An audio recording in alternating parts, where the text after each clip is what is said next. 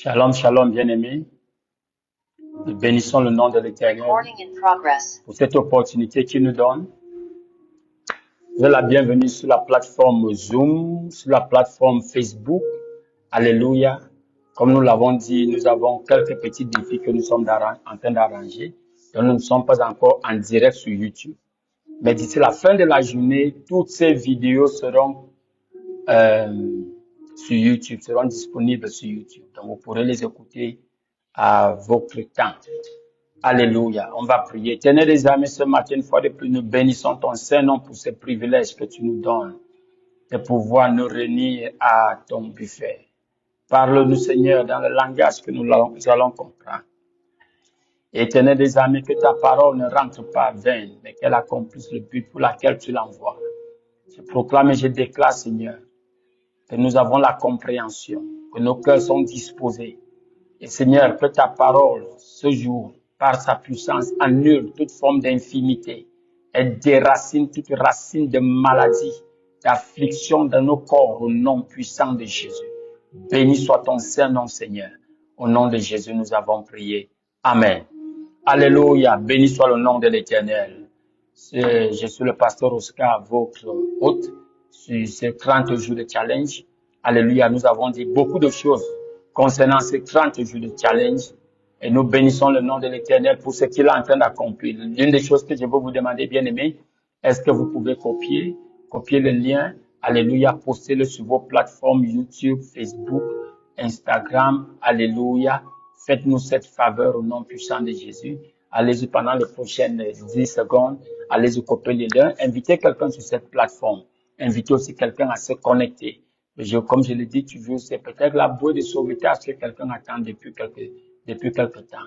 Si vous connaissez des personnes qui sont hospitalisées, ça c'est une opportunité de leur manifester la faveur de Dieu, la miséricorde de Dieu. Alléluia.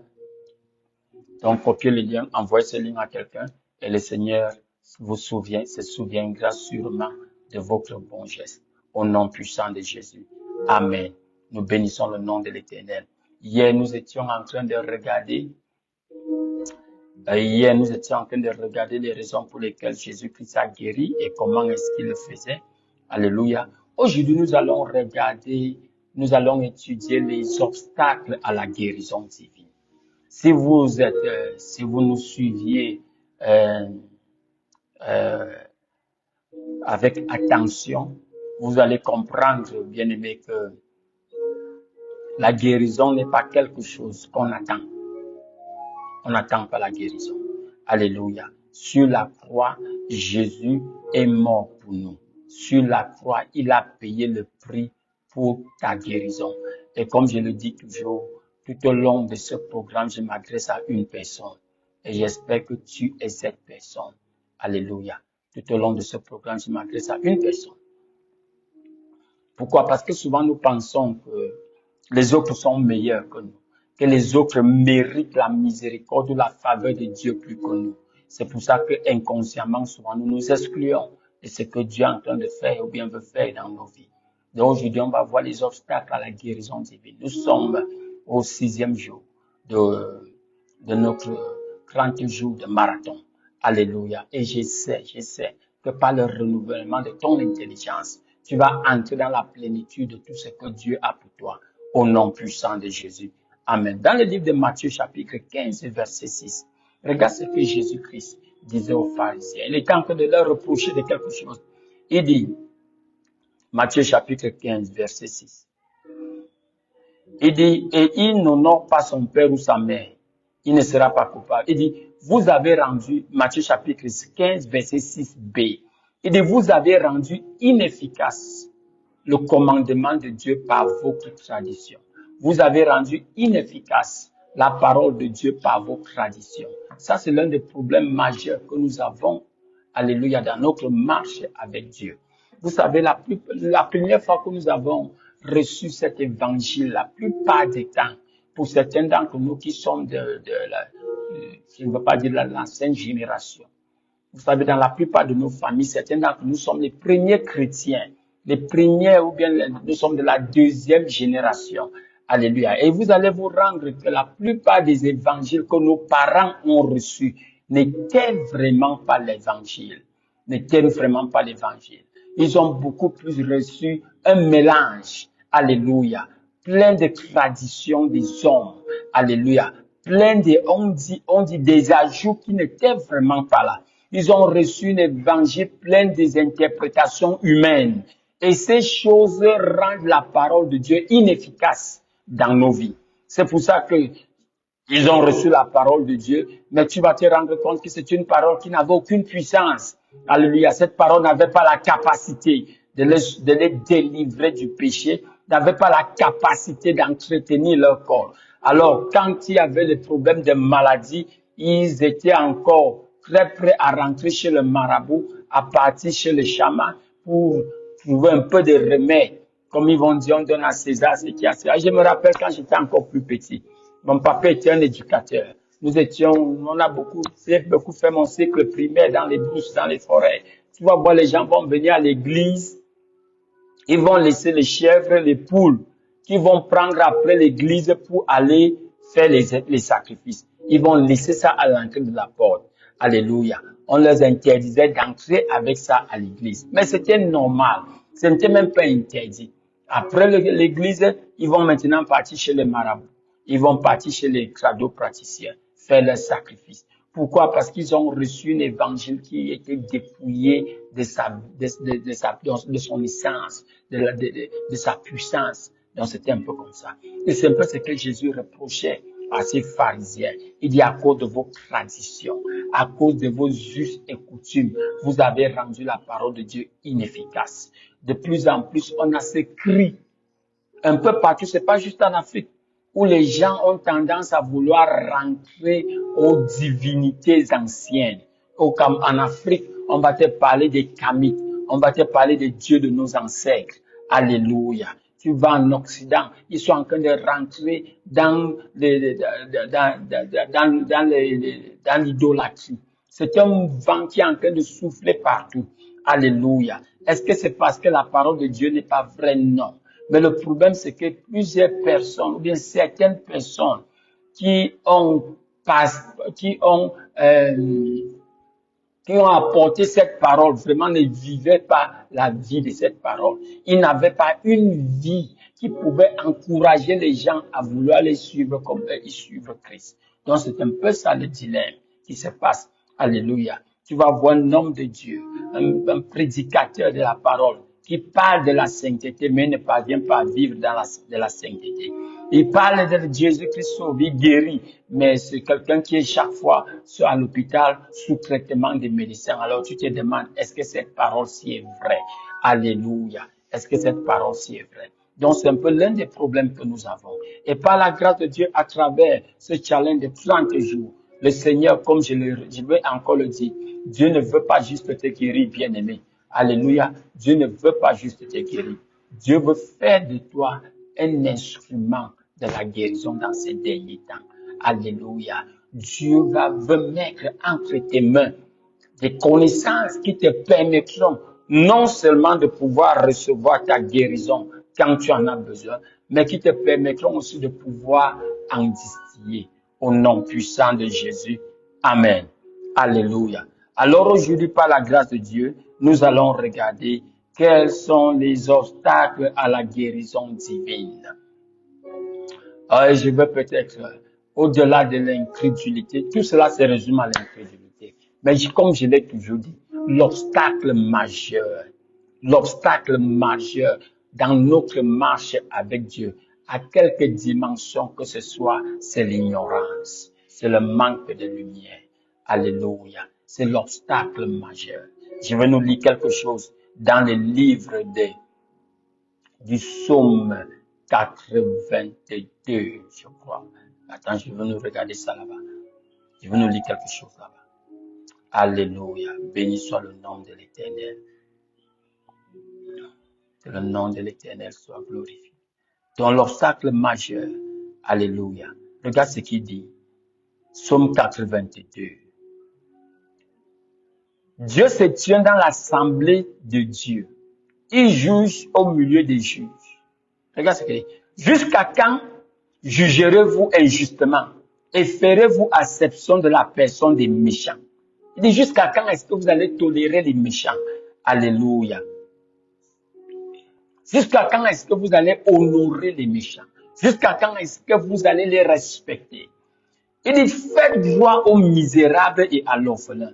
Faites justice à l'affligé et aux nécessités. Délivrez le misérable et le pauvre. Sauvez-les de la main des méchants.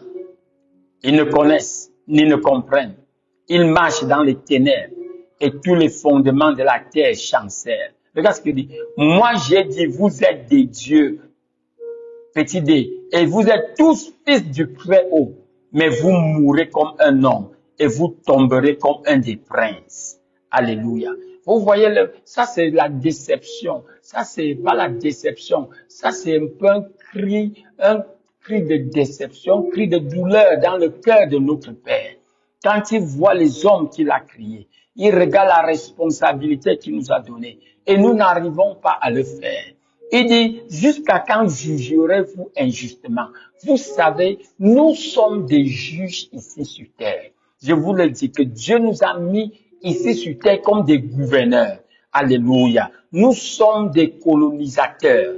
Peut-être des colons. Je ne sais pas quelle est bien la différence. Nous sommes ici pour administrer ces territoires appelés terre pour Dieu. Alléluia. Nous sommes ses représentants. La Bible dit dans 2 Corinthiens chapitre 5 que nous faisons fonction d'ambassadeurs pour Christ. Dieu parle à travers nous. Alléluia. Dieu nous utilise comme des réconciliateurs. Il nous utilise comme ses émissaires. Nous sommes les émissaires du royaume de Dieu. Nous sommes ses envoyés. Nous sommes ses représentants. Quand quelqu'un cherche Dieu bien-aimé et que tu es là, sa recherche de Dieu a pris fin parce qu'il a trouvé Dieu en toi. Alléluia. En tant que son représentant. C'est ce que Jésus-Christ nous a envoyé faire. Allez en mon nom, je vous envoie, Matthieu 28 à partir du verset 19. Il dit, je vous envoie en mon nom. Donc nous sommes ses émissaires, nous sommes ses représentants. Ce qu'il devait faire, c'est ce que nous allons faire. C'est un peu comme quand quelqu'un t'invite à une fête. Alléluia. On t'invite à une fête. Peut-être là-bas, c'était l'invité d'honneur. Et cet invité d'honneur te donne son bien d'invitation. Il dit, va me représenter à cette fête. Bien aimé, s'il devait aller à cette fête avec une limousine, tu prendras cette limousine, tu vas t'asseoir à sa place. Alléluia. Le discours qu'il devait faire, tu vas faire ce discours. Les honneurs qu'il devait recevoir, tu vas recevoir ces honneurs. On ne te donne pas ces honneurs à cause de toi. On te donne ces honneurs parce que tu représentes quelqu'un. Alléluia. Il t'a délégué pour le représenter. Alors on va te traiter comme si c'était lui. Alléluia. Après cette fonction, tu reprends ta position normale. C'est ce qui se passe, bien-aimé. Jésus-Christ, après sa résurrection, Jésus-Christ nous mandate en son nom. Donc, quand nous parlons quand on parle de l'autorité de l'homme sur la maladie, sur les démons, c'est pas en nous-mêmes. En nous-mêmes, nous ne sommes rien. Alléluia. Mais en tant que son représentant, en tant que son émissaire, en tant que citoyen du royaume de Dieu. Alléluia. Envoyé par Dieu, délégué par Dieu, ici sur terre pour les représenter. Bien-aimés, nous avons toute l'armée du ciel qui est avec nous pour accomplir cette mission. Et tu dois marcher dans la conscience du fait que tu n'es pas seul. Il a dit, je ne te laisserai jamais, je ne t'abandonnerai jamais. Quiconque te reçoit en mon nom m'a reçu. Quiconque te rejette m'a rejeté. Bien aimé, ça ce sont des paroles que quand nous lisons, le diable veut nous faire croire que ces paroles sont très belles pour être vraies, pour s'appliquer à nous. Bien aimé, elle s'applique à toi. Elle s'applique à toi. La Bible dit dans 2 Corinthiens chapitre 5, nous ne regardons plus les gens selon la chair. Nous ne jugeons plus les gens selon la chair. C'est pas parce que tu es malade que tu es un être humain normal. Non, un enfant de Dieu n'est pas un être humain normal. Nous sommes des êtres humains. Nous sommes des esprits qui sont juste en train de vivre une expérience humaine. Alléluia. La Bible dit dans le livre d'Éphésiens que notre citoyenneté est au ciel. Jésus l'a dit. Nous sommes dans le monde, mais nous ne sommes pas du monde. Va lire Jean chapitre 17. Il dit, Père, tu sais qu'ils sont dans le monde, mais ne sont pas de ce monde. Le monde nous hait parce que nous ne sommes pas de ce monde. Si nous étions de ce monde, le monde nous aimerait. Mais le monde nous combat, le monde nous déteste parce que nous ne sommes pas de ce monde. Tu dois comprendre cela, bien-aimé. Ce n'est pas à cause de toi, c'est à cause de lui. C'est à cause de ce que Jésus a fait. Alléluia. Et il utilise des gens comme nous. Alléluia, comme ses représentants. C'est pour ça que 1 Jean chapitre 4, verset 17 va te dire, tel qu'il est au ciel, c'est ainsi que tu es ici sur terre. Alléluia, assis dans une place de majesté. Regarde ce qu'il dit aux pharisiens. Il dit, vous voyez les pharisiens, ce qu'il dit aux juifs qui le suivaient. Il dit, vous voyez les pharisiens. Ils s'asseyent sur la chaise de Moïse. Alléluia. Faites ce qu'ils vous disent de faire. Mais ne faites pas ce qu'ils font. Alléluia. Qu'est-ce qu'il voulait par là dire? Il voulait par là dire que quand tu reçois une nomination, quand tu occupes un bureau, chaque bureau a un degré d'autorité. Alléluia. Quand tu t'assois sur cette chaise, tu jouis de cette autorité. Alléluia. Pas parce que tu es quelqu'un de spécial en toi-même, mais parce que tu as été nommé à un poste de responsabilité. Alors les privilèges qui vont avec ces responsabilités, tu en jouis. J'ai écouté l'histoire d'un homme. C'était un ancien directeur de banque. Alléluia. Il a parlé d'une expérience qu'il a vécue. Il dit après être parti à la retraite, il est rentré à la même banque. Le portier ne lui a pas salué comme il le saluait à l'époque. Alléluia.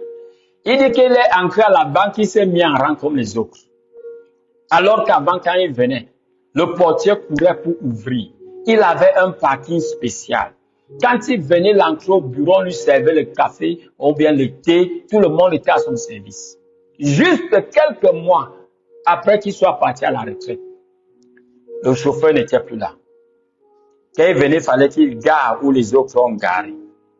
Le portier n'était plus très courtois.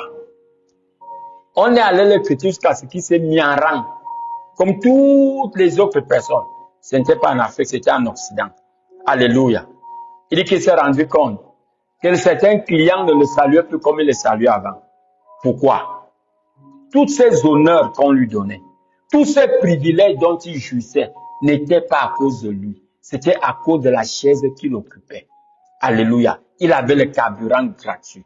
Il avait une voiture maintenue par la société avec un chauffeur. Il habitait dans une grosse maison gratuitement. Bien aimé, c'était à cause de la chaise qu'il occupait. C'est la même chose qui se passe avec toi. Si tu es chrétien, si Jésus-Christ est Seigneur dans ta vie, il y a des privilèges dont tu jouis, bien aimé. Ce n'est pas à cause de toi. Tu n'as pas besoin de penser que tu es devenu quelqu'un de très spécial à tes propres yeux. Regarde ce qui se passe dans le livre de Luc chapitre 10.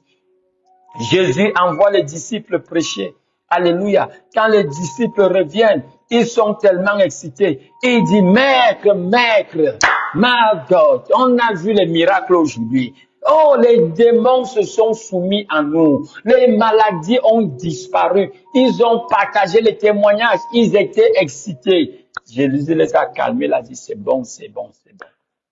Mais si vous devez vous réjouir, c'est qu'au-delà de l'autorité que vous avez exercée, réjouissez-vous que vos noms sont inscrits au ciel.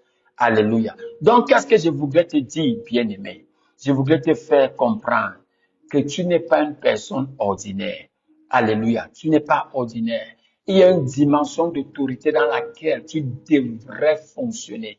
Et la différence entre cette dimension d'autorité et toi où tu es maintenant, c'est juste la conscience de cela. Parce que la plupart des temps, nous sommes tentés. Ah, je connais d'où je viens. Je me connais, non? Comment est-ce que je peux recevoir tous ces privilèges? Non, non, non. Mes parents étaient très pauvres. J'ai grandi dans la pauvreté. Quand tu vas venir, on veut t'ouvrir la porte. Et tu dis non, non, non, non, n'ouvre pas la porte. On veut te servir le café. Tu dis non, je vais. Non, bien aimé, ce n'est pas à cause de toi qu'on te donne tous ces honneurs. Quand les démons se soumettent au nom de par tes paroles, c'est pas à cause de toi, c'est parce que tu représentes quelqu'un. Alléluia. C'est parce que tu es assis à la place de quelqu'un. Jésus nous a donné sa chaise ici sur terre. Nous sommes ses représentants. Alors, quand les principautés, les forces des ténèbres nous voient, ce n'est pas nous qu'ils voient, c'est Jésus qu'ils voient. C'est la même chose avec Dieu. Quand Dieu t'appelle son enfant, son fils, il t'appelle bien-aimé, il t'appelle nouvelle créature. C'est pas à cause de toi, c'est à cause de Jésus. Quelqu'un a payé le prix. Alléluia. Quelqu'un a payé la facture avec son propre sang, avec sa souffrance. Donc, jouis de cela sans t'en plaindre, sans te sentir coupable au nom puissant de Jésus. Amen. Donc, aujourd'hui, on va un peu regarder à ces traditions, à ces croyances qui rendent la parole de Dieu inefficace dans nos vies. Alléluia. Je vous ai déjà dit, si tu regardez dans le livre de Romains chapitre 1 verset 16, Paul a dit, je n'ai pas honte de l'évangile. Je n'ai pas honte de cette parole, car elle est la puissance de Dieu. La parole de Dieu n'a pas juste la puissance. La parole de Dieu est la puissance de Dieu pour le salut, pour la guérison, pour la délivrance, pour la restauration, pour la préservation, pour la prospérité. La parole de Dieu est. Elle n'a pas simplement, elle est. Alléluia. Donc, quand tu es en communion avec cette parole, bien-aimé, c'est impossible que tu demeures la même personne. Alors, quel est le premier obstacle que nous allons regarder sur ma liste? Alléluia. Le premier obstacle. L'une des choses que nous voyons dans la parole de Dieu qui semble souvent nous déséquilibrer et nous nous mettre en position de vulnérabilité vis-à-vis du diable. C'est l'une des choses que le diable a cessé. Le diable utilise une sagesse qui est satanique. Il utilise des méthodes. La Bible dit que nous ne devons pas être oublieux des méthodes, des stratégies de l'ennemi. C'est ce qu'il utilise. La première stratégie, là, a marché sur Ève. On a vu comment il a essayé d'utiliser cette stratégie avec Jésus et ça n'a pas donné. Je déclare qu'il ne réussira pas contre toi au nom puissant de Jésus. Regardons la première stratégie que le diable veut souvent utiliser pour nous garder dans la captivité de la maladie, des oppressions sataniques, de la misère et de la pauvreté. La première stratégie qu'il veut souvent nous faire croire, bien aimé, c'est comment je vais appeler ça? C'est l'épine dans la chair de Paul. Alléluia. Regardons ce que la Bible dit dans le livre de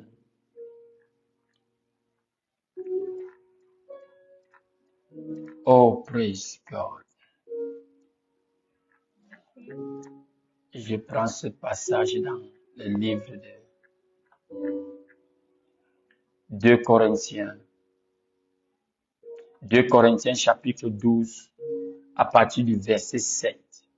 Ça, c'est un passage que l'ennemi utilise souvent pour nous faire justifier la maladie, pour nous faire justifier notre état d'infimité.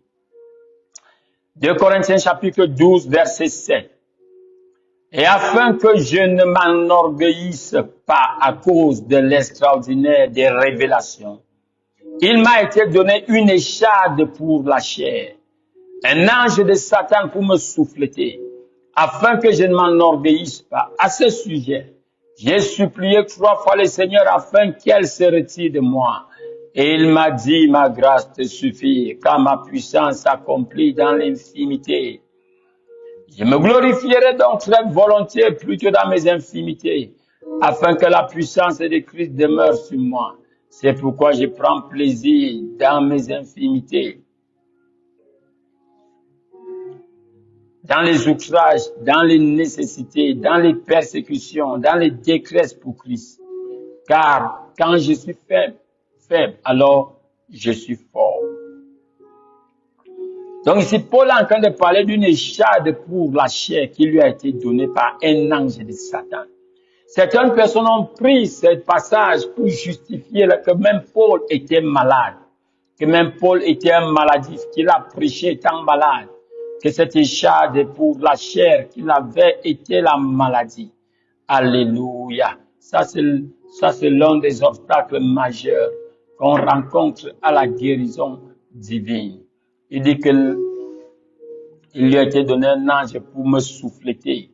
Cela veut dire pour me donner de la douleur, pour me tourmenter, pour me battre, pour me troubler, Bien-aimé, cette écharde pour la chair. Tu peux encore voir cela dans le passage de Nombre. Il nous dit ça dans Nombre 33, verset 35. Il y a ce qu'on appelle la loi des premières mentions. Alléluia. La loi des premières. Quand un mot ou une expression est mentionnée pour la première fois dans la parole de Dieu, même pas juste dans la parole de Dieu. Si tu veux connaître l'essence originelle de cette parole, va voir le sens auquel cette parole, le sens que cette parole avait reçu la première fois que ce mot a été prononcé. Donc la première fois que le mot est prononcé, c'est dans Nombre 33, verset 55. Dieu leur dit, quand il les envoie posséder la terre promise, il leur dit ceci. Si vous ne dépossédez pas devant vous les habitants du pays, ceux d'entre eux que vous laisserez de reste seront comme des épines à vos yeux et des piquants dans vos côtés. Ils vous opprimeront dans le pays que vous habiterez. Ici, il est en train de nous dire, il est en train de parler de qui seront comme des échardes, des piquants dans leur côté. Il parle des peuples. Si vous ne dépossédez pas les habitants du pays, les indigènes, si vous ne les dépossédez pas, ces indigènes, ces autochtones vont devenir des échardes dans notre chair. Alléluia. Béni soit le nom de l'Éternel. Nous te célébrons, Seigneur. Donc, quand il parle d'échardes dans la chair, il ne parle pas, bien aimé, d'une blessure. Ici, Dieu est en train de parler des hommes. Alléluia. Pourquoi? Parce que quand il les envoie dans la terre promise, il leur demande de détruire tous les habitants qui étaient là, de ne laisser personne vivant, de peur que ces personnes les enseignent leurs us et coutumes. Et comme ceci, Dieu va se tourner et quand ils vont devenir idolâtres, Dieu va les juger et les détruire. Les seuls peuples avec qui les Israéliens pouvaient tisser des alliances étaient des peuples très lointains. Mais les peuples qui étaient sur la terre, qui devaient posséder, dans les environs, l'ordre était de détruire tout le monde, de ne laisser aucun survivant. Alléluia. L'une des raisons pour lesquelles, bien aimé, c'est parce que la délivrance ne prenait place que par la mort. Ces gens-là n'avaient pas le Saint-Esprit. Alléluia. Ces gens-là ne connaissaient pas exercer l'autorité sur les démons. Alors la seule manière qu'on pratiquait la délivrance à l'époque, dans l'Ancien Testament, c'était par la mort. Quand quelqu'un a un esprit mauvais, on le tue, on le lapide. Alléluia. Pour qu'il ne puisse pas initier les autres. Donc c'est ce que Dieu l'a dit. Il dit, si vous laissez ces gens vivants, s'ils restent autour de vous, ils vont devenir des épines à vos yeux et des piquants dans vos côtés. C'est de ça que Paul parlait. Alléluia. Il parlait des hommes qui sont devenus des épines à ses côtés, qui sont devenus des piquants dans ses yeux. Quand Paul parle de cette écharde, il est en train de parler de la souffrance qu'il a reçue des hommes, des persécutions qu'il a reçues des hommes. Regarde encore ce mot dans le livre de Josué, chapitre 23, verset 13. Il dit, verset 23 de Josué, verset 13 de Josué, chapitre 23. Il dit, sachez certainement que l'Éternel, votre Dieu, ne continuera pas à déposséder ces nations devant vous. Elles seront un filet, un piège, un fouet dans vos côtés et des épines dans vos yeux, jusqu'à ce que vous ayez péri de dessus ce bon pays que l'Éternel, votre Dieu, vous a donné. Vous vous rendez compte? Voilà encore notre exemple. Alléluia. Où Dieu est en train de parler de ce peuple. Ok, le son balance. Ok, sûrement c'est le réseau. Est-ce que le son est mieux? Alléluia. Donc voilà encore notre exemple où Dieu parle de ce peuple qui va devenir des épines dans leur chair. Donc la première fois que ce mot est mentionné, il parlait des êtres humains. Alléluia, des individus qui seront des adversaires, qui seront même contre eux. Alléluia. Béni soit le nom de l'Éternel. Pourquoi est-ce que c'est important de comprendre cela? Qu'est-ce que les chardes dans la chair de Paul? Alléluia, ce n'était pas une maladie. Alléluia. Ce n'était pas une maladie, bien-aimé. Ce n'était pas une maladie. Chaque fois que ce mot était mentionné dans la Bible, cela faisait référence à des personnes. Alléluia. Soit une personne ou à des personnes ou à un peuple. Alléluia. Ça n'a jamais été associé à la maladie. Alléluia. Ça n'a jamais été associé à la maladie. Béni soit le nom de l'Éternel. Donc, ce sont des dires que l'apôtre Paul était toujours malade. C'est pour cela, bien aimé, que moi aussi je peux être malade. C'est pas vrai. Paul parlait de ce qu'il a souffert, de ce qu'il a enduré entre les mains des hommes. Ah, béni soit le nom de l'Éternel. Alléluia. Certaines personnes disent qu'il avait des mal des yeux. La Bible nous fait comprendre. Comment je veux dire ça? Tu vois, si tu vas dans Actes chapitre 9, verset 16, alléluia, quand il a été aveuglé par cette lumière, Dieu envoie un de ses serviteurs appelé Ananie.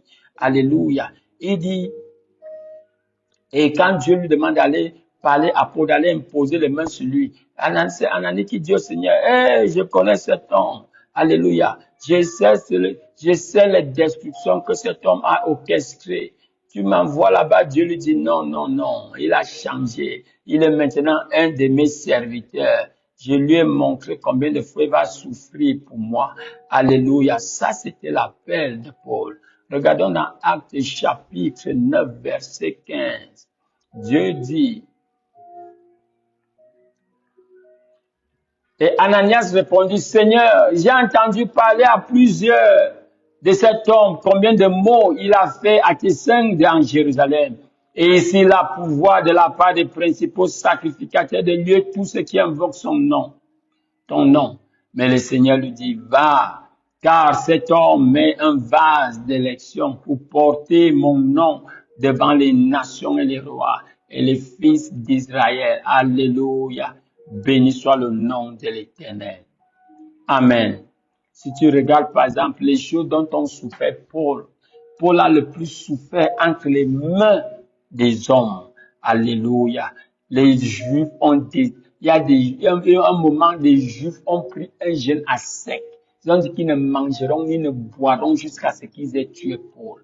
Quelque part, Dieu a utilisé quoi un de ses neveux pour sauvegarder la vie de Paul. On l'a transféré en Italie. Alléluia. Même entre les mains, il a même souffert entre les chrétiens. Quand il devient né de nouveau, tous les chrétiens avaient peur de lui. On pensait que c'était un espion. Tu vas voir ça dans Actes chapitre 9. Si tu lis Actes chapitre 9 et Actes chapitre 13, tu vas beaucoup apprendre de cela. Alléluia. Il a été opposé par Satan. Il dit aux Romains, plusieurs fois j'ai voulu venir vous voir, mais Satan m'en a empêché. Le diable lui-même était contre lui. Alléluia. Béni soit le nom. Il a été moqué, hué hors de la ville. Alléluia. Il a été hué hors de la ville. Il a été chassé d'Iconium. Il a fui de Lystre, de Derbe. Partout où il partait, on le lapidait. Tu sais qu'il y a un endroit, je pense que c'est à Derbe. On l'a lapidé, on l'a laissé pour mort. Bien aimé, quand nous lisons la Bible souvent, essayons de voir, d'imaginer cette scène. On a lapidé l'apôtre Paul. Quand on parle de lapider, c'est pas avec des petites pieds. Bien aimé, c'était avec des rochers. Alléluia. On lance, tu vois comment ça atterrit, ça casse les os. On a lapidé Paul. Jusqu'à ce qu'on l'a laissé pour mort. On l'a entraîné hors de la ville. On l'a tiré par terre. Bien aimé, leur route n'était pas goudronnée. Même si c'était le pavé. Imagine les égratignures, imagine la chair qui est restée au sol. On l'a traîné. Ça veut dire que peut-être on l'a attaché derrière le cheval et on le traînait par terre. Oh Seigneur mon Dieu.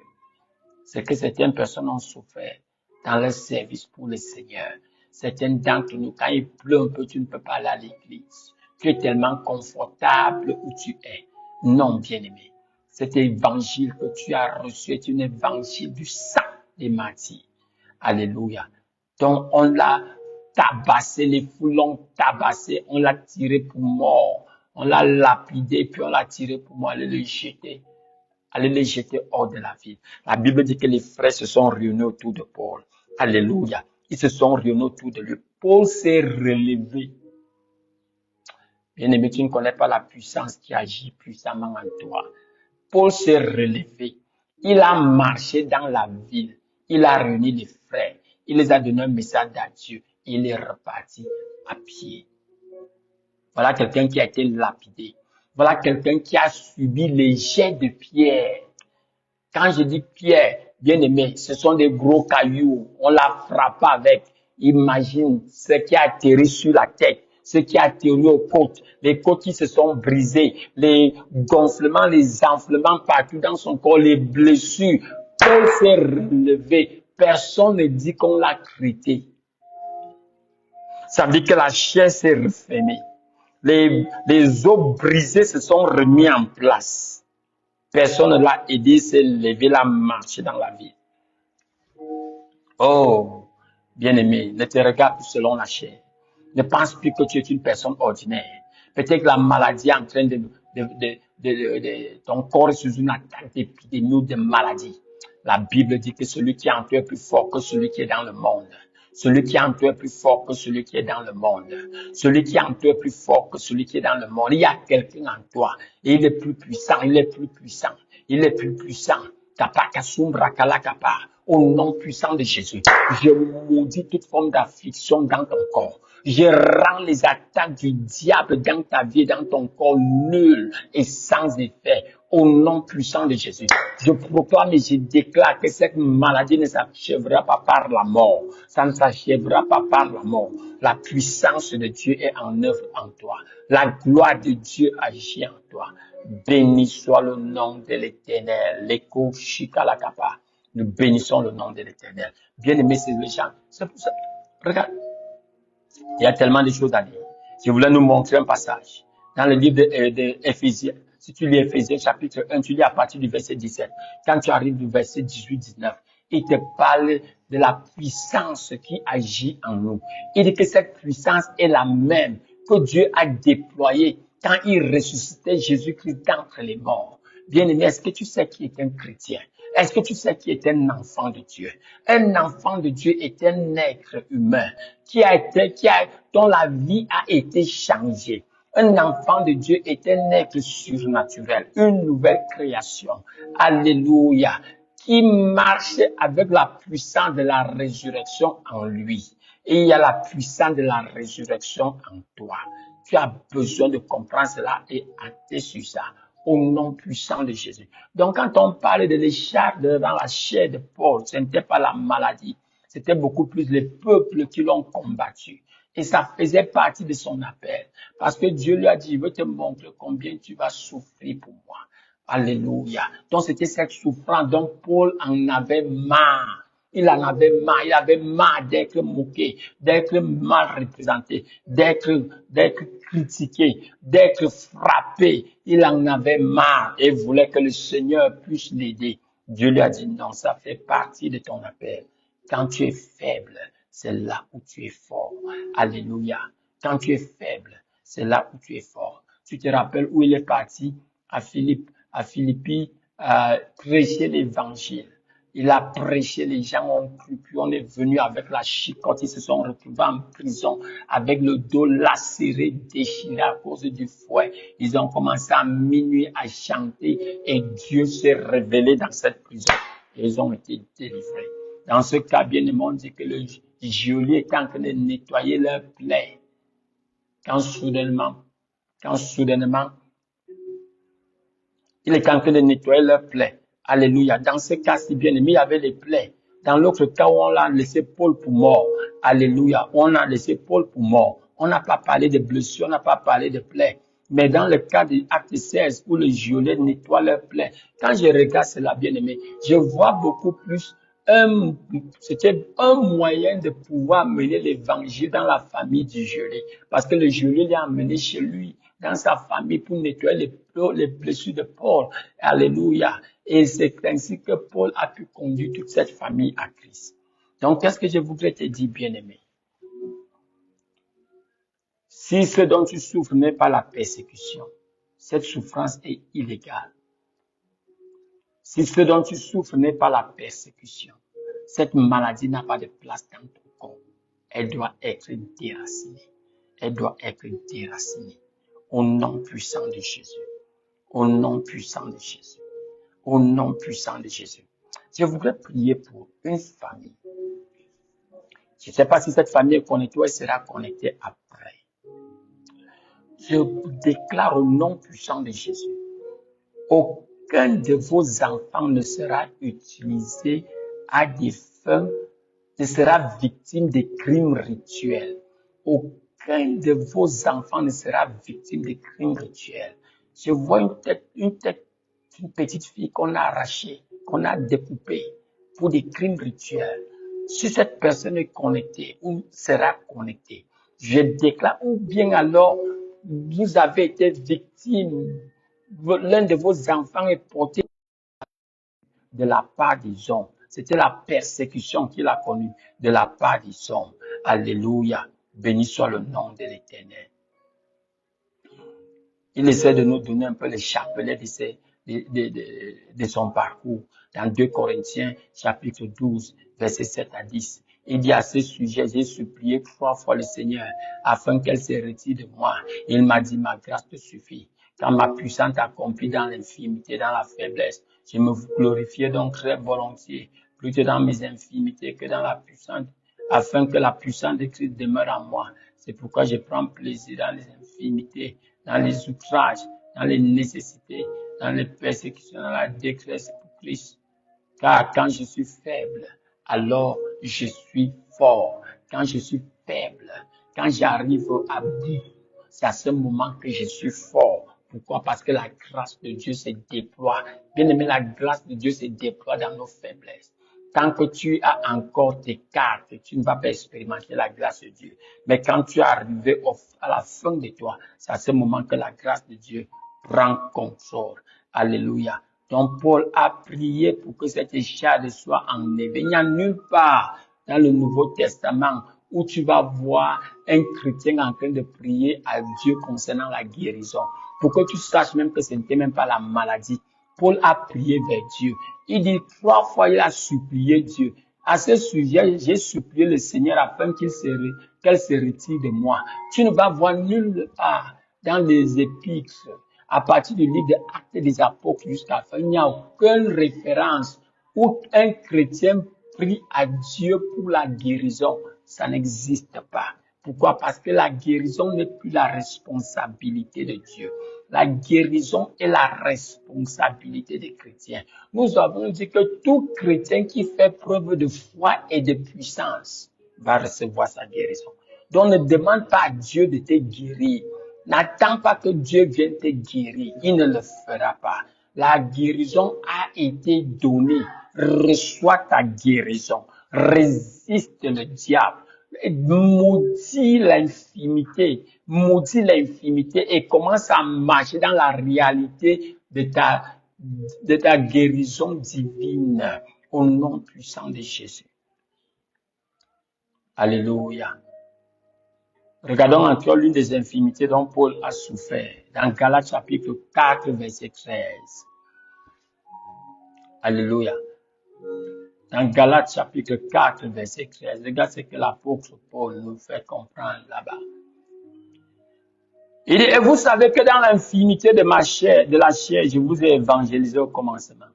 Et vous n'avez point méprisé ni rejeté avec dégoût ma tentation qui était en ma chair. Mais vous m'avez reçu comme un ange de Dieu, comme le Christ Jésus. Quel était donc votre bonheur? Car je vous rends témoignage que si cela avait été possible, arrachant vos propres yeux, vous me les aurez donnés. Alléluia. Certaines personnes utilisent ce passage pour dire que Paul avait des problèmes des yeux. Il avait une infection des yeux. Alléluia. Tu vois, bien aimé. Même si Paul avait une infection des yeux, ça c'était Paul. Alléluia. Son expérience personnelle n'annule pas la parole de Dieu. Alléluia. Vous savez, quand on parle de la guérison divine, cela ne veut pas dire qu'on ne sera jamais attaqué par les infimités. Ça ne veut pas dire ça. Non, bien aimé. Quand on parle de guérison divine, on parle de la capacité que Dieu nous a donnée à pouvoir résister les assauts du diable contre notre corps. Tu pourras ressentir les symptômes. Tu pourras souffrir des afflictions. Mais la vérité, c'est quoi? La vérité, c'est qu'au nom de Jésus, tu mets fin à ça. Tu as vu Jésus dans le bateau. Il y avait le vent qui a soufflé. Il y a la mer qui s'est déchaînée. Alléluia. Mais ce qui s'est passé, c'est que quand il s'est mis debout, l'autorité a été restaurée. Praise the Lord. Donc, c'est un peu de ça que nous parlons. Amen. Alléluia. Donc ici, certaines personnes disent qu'il avait une infection des yeux, il avait des problèmes des yeux. Mais vous savez que c'est le même Paul. Car on dit que les mouchoirs ont été pris de son corps pour aller faire des miracles. S'il souffrait d'une infection bactérienne des yeux, je ne pense pas que les gens auraient accepté d'utiliser ces mouchoirs. Alléluia. Praise the Lord. Amen.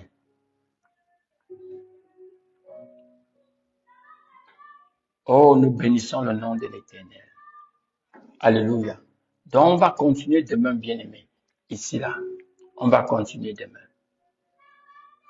Donc, quand Paul parle de l'écharde dans son corps, il parle des difficultés qu'il devait connaître. Regarde avant que nous le finissions. 1 Corinthiens chapitre 4, verset 10. Il dit, nous sommes fous pour l'amour de Christ, mais vous êtes sages en Christ. Nous sommes faibles, mais vous êtes forts. Vous en honneur, mais nous dans le mépris. S'il vous plaît, fermez vos micros.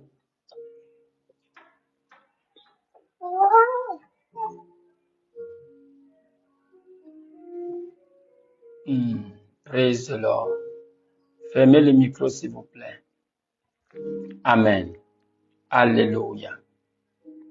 Si vous avez une question, envoyez les questions, tapez votre question dans le chat et on va faire justice à cela. Alléluia. Donc, j'étais en train de dire, dans 1 Corinthiens chapitre 4, si tu regardes à partir du verset 10, tu vas un peu voir ce que Paul a vécu. Alléluia.